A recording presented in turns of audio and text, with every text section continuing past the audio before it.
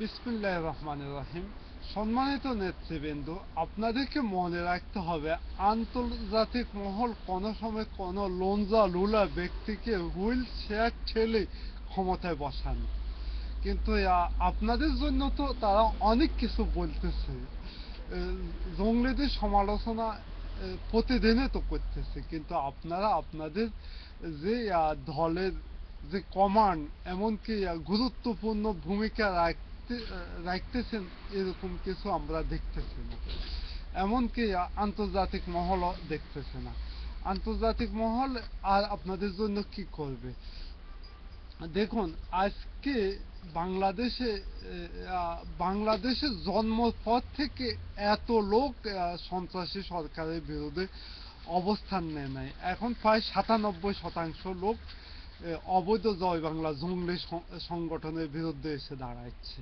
কিন্তু তারা কি করেছে?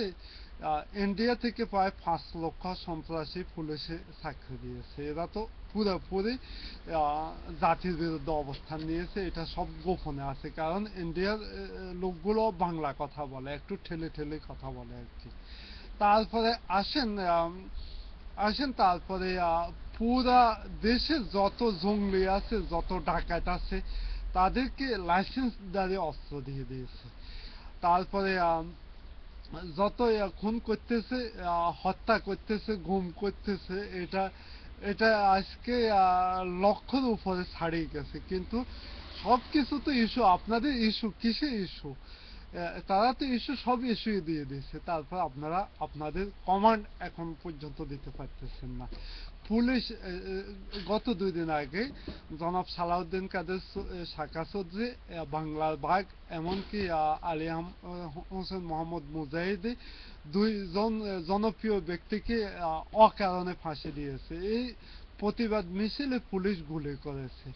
তারপরে আপনারা আজ পর্যন্ত ডিক্লেয়ার দিতে পারেন না আপনাদের ব্যর্থতা। আপনাকে এদেরকে মনে রাখতে হবে, ঢাকাতে ডিক্লেয়ার দিয়ে আপনারা কিছুই করতে পারবেন না। আপনাদেরকে মনে রাখতে হবে, স্বাধীনতা যুদ্ধে সবচেয়ে ভয়াবহ ভূমিকা রেখেছে গ্রামবাসী, গেরিলা যুদ্ধে। কিন্তু আপনাদেরকে ওইরকম পরিস্থিতিতে সৃষ্টি করতে হবে, ওইরকম ভাবে তৈরি করতে হবে যে যে অবস্থান আছেন, ওই অবস্থান থেকে যদি সন্ত্রাসী পুলিশদেরকে বিচার আওতায় আনতে পারেন, ওরকম যদি ডিক্লেয়ার দিতে পারেন, আপনাদের জন্য রাজনীতি প্রযোজ্য।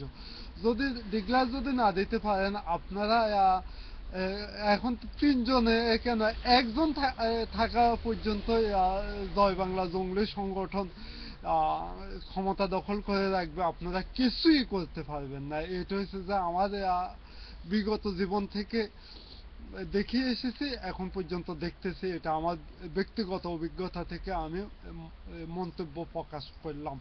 খোদা হাফেজ। বাংলাদেশ জাতীয়তাবাদী জিন্দাবাদ।